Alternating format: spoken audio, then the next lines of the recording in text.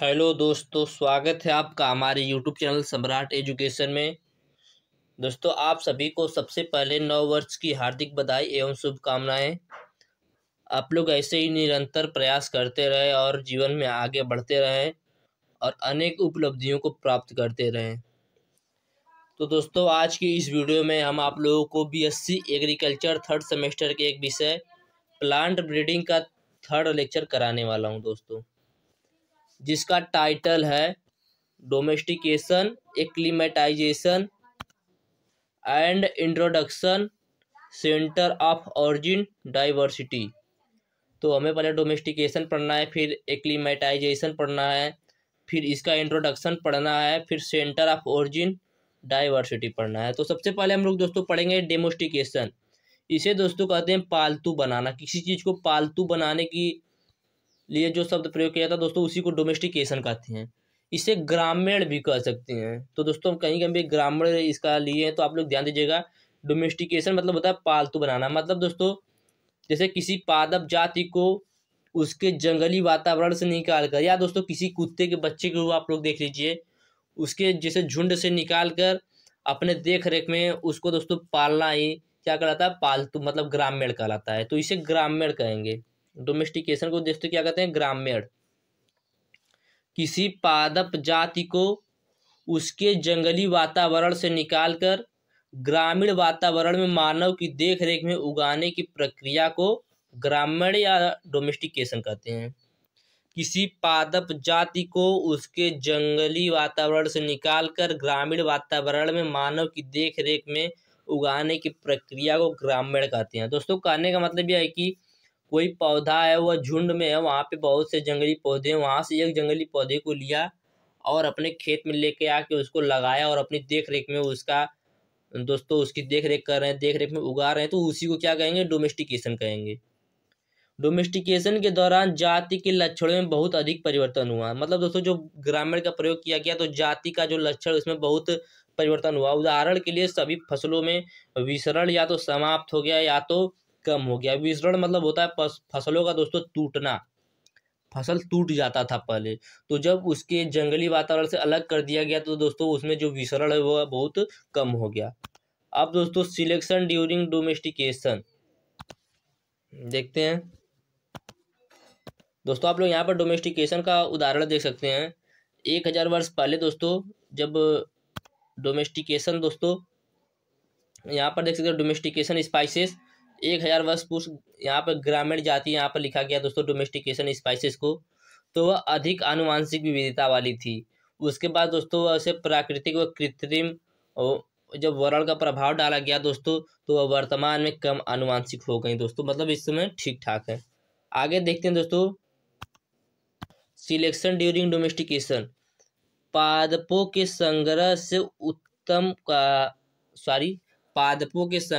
उत्तम गुण वाले पौधे का चुनाव करना ही क्या कहलाता है दोस्तों? सिलेक्शन कहलाता है। पादपों के संग्रह से, जैसे दोस्तों यहाँ पर 10 पौधे हैं, यहाँ से अच्छे गुण वाले पौधे को हम निकाल कर उससे अपने स्थान जहाँ में अपने अनुसार उसको निकाल लेंगे, तो दोस्तों उसी को क्या कहा जाता है? सिलेक्शन कहा जाता है। सिलेक्शन किसे कहा जाता है? पादपों के झुंड से या पादपों के संग्रह से उत्तम गुण वाले पौधे को निकाल कर, मतलब चुनाव करके अलग कर देना क्या कहलाता है दोस्तों? सिलेक्शन कहलाता है। यह दोस्तों 2 प्रकार का होता है, प्राकृतिक चुनाव और कृत्रिम चुनाव, नेचुरल सिलेक्शन और आर्टिफिशियल सिलेक्शन। तो नेचुरल सिलेक्शन क्या होता है? जब चुनाव किसी प्राकृतिक कार्य को जैसे जलवायु, मृदा, रोग, कीट आदि के द्वारा किया जाता है तो उसे प्राकृतिक चुनाव कहते हैं। यह जंगली जातियों में होता है। फिर सुनिएगा, नेचुरल सिलेक्शन किसे कहते हैं? जब चुनाव किसी प्राकृतिक कार्य को जैसे जलवायु, मृदा, रोग, कीट आदि के द्वारा किया जाता है तो इसे प्राकृतिक चुनाव कहते हैं। कृत्रिम चुनाव क्या होता है दोस्तों? जब वर्ण को भी दोस्तों चुनाव कहते हैं, सिलेक्शन कहते हैं। जब सिलेक्शन मानव द्वारा किया जाता है तो इसे कृत्रिम वर्ण कहते हैं। यह फसलों में होता है। हमारी सभी फसलें कृत्रिम चुनाव की ही हैं। जब चुनाव मानव द्वारा किया जाता है तो इसे कृत्रिम चुनाव कहते हैं। जब चुनाव मृदा, कीट, रोग आदि द्वारा किया जाता है तो इसे क्या कहते हैं, प्राकृतिक चुनाव कहते हैं। वह जंगली जातियों में होता है और यह जो आर्टिफिशियल हमारी फसलों में होता है। अब देखते हैं प्लांट इंट्रोडक्शन, जिसे हिंदी में कहते हैं पुनर्स्थापन। जब किसी पादप किस्म को उसके पुरानी भौगोलिक क्षेत्र से लाकर किसी नए भौगोलिक क्षेत्र में पहली बार उगाया जाता है तो इसे पादप पुनर्स्थापन कहते हैं। जब किसी पादप किस्म को उसके पुराने भौगोलिक क्षेत्र से लाकर किसी नए भौगोलिक क्षेत्र में पहली बार उगाया जाता है तो उसे प्लांट इंट्रोडक्शन कहते हैं। यह दो प्रकार का होता है। इसका एग्जाम्पल देख लीजिए आप लोग। दोस्तों यह पुराना भौगोलिक क्षेत्र है, इसको यहाँ से लेकर दोस्तों दूसरे देश में, दूसरे राज्य में नए भौगोलिक क्षेत्र में उगा दिया जाता है दोस्तों, तो इसी को क्या कहा जाता है, प्लांट इंट्रोडक्शन कहा जाता है। यह दो प्रकार का होता है दोस्तों। देखते हैं, जब पूरा स्थापित किस्म नए भौगोलिक क्षेत्र के वातावरण में अनुकूलित होती है तो इसमें बिना परिवर्तन किए इसे, ध्यान दीजिएगा दोस्तों, जब पूरा स्थापित किस्म मतलब दोस्तों प्लांट इंट्रोडक्शन की जो किस्म है वह नए भौगोलिक क्षेत्र के वातावरण में अनुकूलित होती है तो इसमें बिना परिवर्तन किए इसे किसानों में वितरित कर दिया जाता है तो इसे प्राथमिक पुनर्स्थापन या प्लांट इंट्रोडक्शन कहते हैं, प्राइमरी प्लांट इंट्रोडक्शन कहते हैं। दूसरा है सेकेंडरी इंट्रोडक्शन। सेकेंडरी इंट्रोडक्शन किसे कहते हैं दोस्तों, जब पूरा स्थापित किस्म नए भौगोलिक क्षेत्र के वातावरण में अनुकूलित नहीं होती है तो इसमें चुनाव करके उसका स्थानीय किस्म से संकरण करके इसे किसानों में वितरित किया जाता है तो इसे द्वितीयक पुनर्स्थापन या सेकेंडरी प्लांट इंट्रोडक्शन कहते हैं। फिर सुनिएगा दोस्तों, जब पूरा स्थापित किस्म नए भौगोलिक क्षेत्र के वातावरण में अनुकूलित नहीं होती है तो इसमें वरण करके उसका स्थानीय किस्म से संकरण करके इसे किसानों में वितरित किया जाता है तो इसे द्वितीयक पुनर्स्थापन या सेकेंडरी प्लांट इंट्रोडक्शन कहा जाता है। आगे चलते हैं दोस्तों, पादप पुनर्स्थापन। दोस्तों जो प्लांट इंट्रोडक्शन है 6 चरणों में पूरा होता है, जिसको मैं अगले वीडियो में कराऊंगा। इसमें मैं उसको ले लिया हूँ। छह चरण कौन कौन से उसको मैं बताने वाला हूँ। पहला होता है खरीद, मतलब दोस्तों इसे कहते हैं अंग्रेजी में प्रोक्रीमेंट। दूसरा होता है संगरोध, क्वारंटाइन या अलग करना, खरीद के अलग कर देंगे। इसके बाद होता है सूचीबद्ध, सूची बनाएंगे दोस्तों। उसके बाद तीसरा होता है मूल्यांकन, चौथा होता है मूल्यांकन, पांचवा गुणन और छठवां होता है डिस्ट्रीब्यूशन या वितरण। इतना सब करने के बाद दोस्तों इसे वितरित कर देंगे। प्लांट इंट्रोडक्शन की कुल 6 चरण होते हैं। इस 6 चरण को दोस्तों मैं अगले वीडियो में करा दूंगा, तो इस वीडियो में सिर्फ मैं आप लोग बता देता हूँ। एक्लिमाइजेशन दोस्तों हम लोगों को पढ़ना है। एक्लिमाइजेशन सामान्यतः पूरा स्थापित किस्मों का निष्पादन निकृष्ट होता है। इसका कारण पूरा स्थापित किस्मों का नए वातावरण में अनुकूलित न होना है। दोस्तों इसकी परिभाषा देख लेते हैं। पूरा स्थापित किस्मों को कई पीढ़ियों तक बार बार नए वातावरण में उगाने पर उनके निष्पादन में जो वृद्धि होती है दोस्तों, उसी प्रक्रिया को क्या कहते हैं, अनुकूलन कहते हैं। एक्लिमाइजेशन को दोस्तों हिंदी में अनुकूलन कहते हैं। ध्यान दीजिएगा, मैं बताना भूल गया था। किसे कहते हैं एक्लिमाइजेशन, पूरा स्थापित किस्मों को कई पीढ़ियों तक बार बार नए वातावरण में उगाने पर उनमें निष्पादन में उनकी जो उपज है उस पर वृद्धि होती है, तो इसी प्रक्रिया को क्या कहते हैं, अनुकूलन कहते हैं, एक्लिमाइजेशन कहते हैं। अनुकूलन एक प्राकृतिक चुनाव की प्रक्रिया है। अनुकूलन एक प्राकृतिक चुनाव की प्रक्रिया है। अनुकूलन के लिए पूरा स्थापित किस्म में आनुवांशिक विविधता का उपस्थित होना अनिवार्य होता है। अनुकूलन के लिए दोस्तों, एक्लिमाइजेशन के लिए प्लांट इंट्रोडक्शन वैरायटी में आनुवांशिक विविधता का होना आवश्यक होता है। अनुकूलित जीन प्रारूप अधिक बीज उत्पन्न करते हैं। पीढ़ी दर पीढ़ी इन जीनों प्रारूपों का अनुपात बढ़ता जाता है। कई पीढ़ियों के पश्चात केवल अनुकूलित जीन प्रारूप बचे रह जाते हैं दोस्तों। तो दोस्तों यह था एक्लिमाइजेशन। अब हम लोगों को पढ़ना है सेंटर ऑफ ओरिजिन, उत्पत्ति। तो डी कैंडोले के अनुसार, डी कैंडोले 1886 के अनुसार कृषि पौधे की उत्पत्ति जंगली पौधे से हुई है। मतलब दोस्तों जो कृषि योग्य पौधे हैं उनकी जो उत्पत्ति है वह जंगली पौधे से हुई है। किसके अनुसार? डी कैंडोले के अनुसार।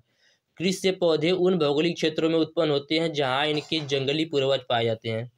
जो कृषि योग्य पौधे होते हैं वह उन भौगोलिक क्षेत्रों में उत्पन्न होते हैं जहां इनके पूर्वज पाए जाते हैं। दोस्तों ये सब किसने बताया? डी कैंडोले ने बताया। आगे देखते हैं, इन्होंने किताब भी लिखी है।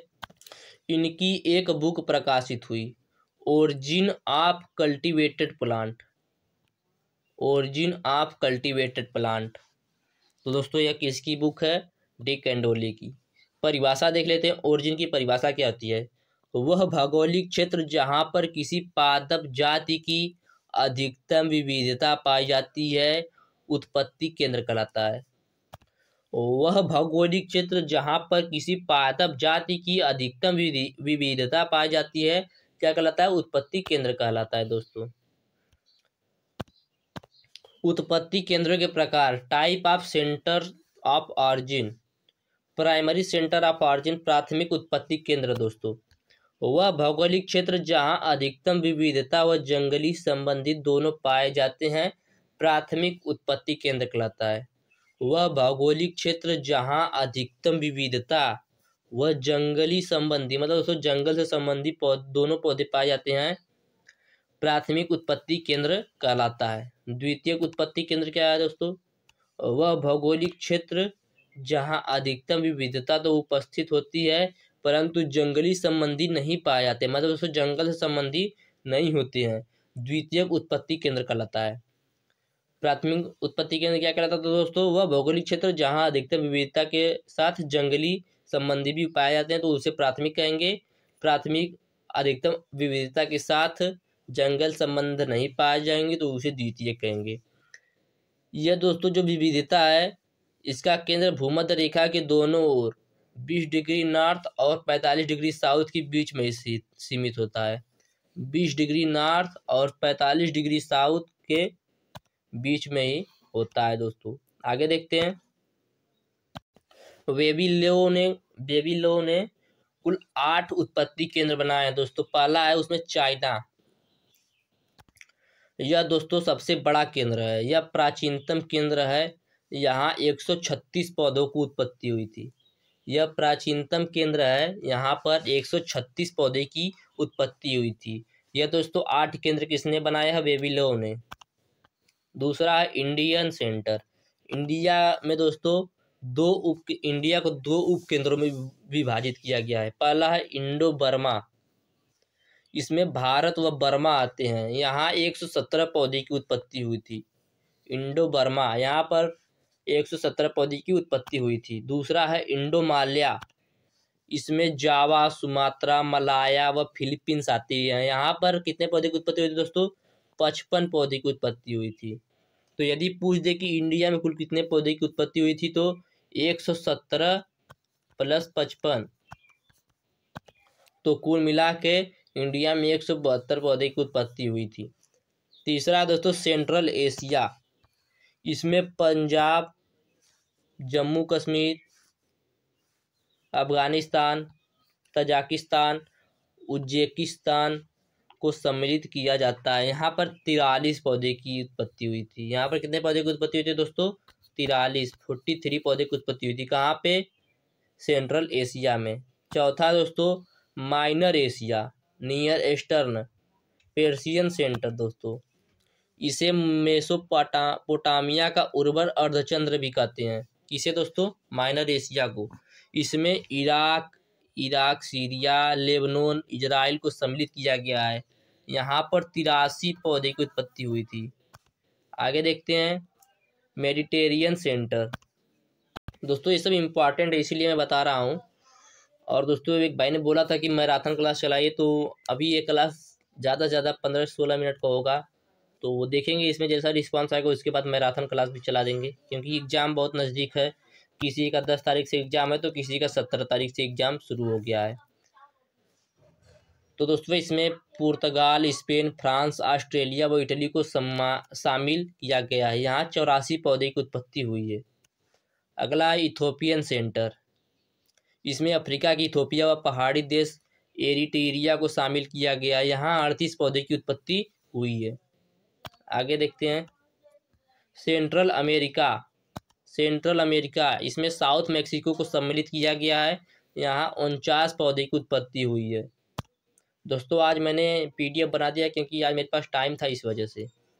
8वां साउथ अमेरिका। इसमें पेरू, बोलाविया, चिली और ब्राज़ील को सम्मिलित किया गया है। यहाँ 62 पौधे की उत्पत्ति हुई है। तो दोस्तों उम्मीद करते हैं मैंने जितना बताया आप लोगों को समझ में आया होगा। यदि वीडियो अच्छा लगा तो वीडियो को लाइक कर दीजिएगा, चैनल को सब्सक्राइब कर दीजिएगा। और इसका PDF यदि आप लोगों को चाहिए तो डिस्क्रिप्शन में व्हाट्सएप ग्रुप का लिंक और व्हाट्सएप नंबर दिया गया है। मैसेज करके आप लोग इसका PDF भी ले सकते हैं। धन्यवाद। जय हिंद। फिर से आप लोगों को नव वर्ष की हार्दिक बधाई एवं शुभकामनाएं। आप ऐसे जीवन में निरंतर संघर्ष करते रहें और आगे बढ़ते रहें। Good luck, all the best.